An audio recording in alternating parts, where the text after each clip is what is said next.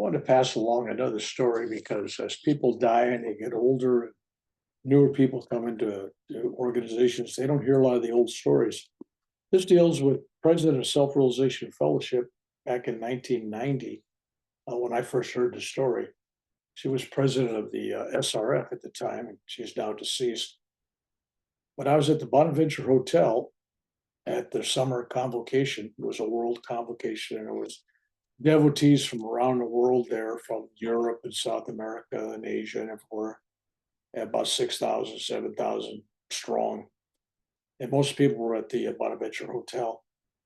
Now, this took place prior to this year, but this is the year I heard the story, so I'm not exactly sure if it was in the 80s or when it was. But the story I was told was that, Daya Mata was walking down the hall and with her escort of people that were escorting her and getting ready to give a talk.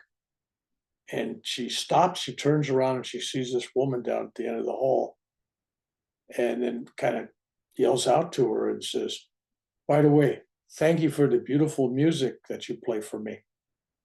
And then said nothing else, turned around and left. And the people there going, "What was all that about?" So the woman just stood there and was like in shock, and with a smile on her face, but she was like, it turns out this lady, I believe she was from the South, Georgia or someplace, Florida, and she'd be practicing her piano and she'd be playing chants and playing all these songs. And every time she finished playing, she'd say, "Well, that was for you, Daya Mata. That was for you. I played that for you." So her love for Daya Mata, she would show every time she would practice piano and play a piece. She would say, "That was for you, Ma. That was for you." And it was interesting because she never met her. That was her first time at a convocation when this happened.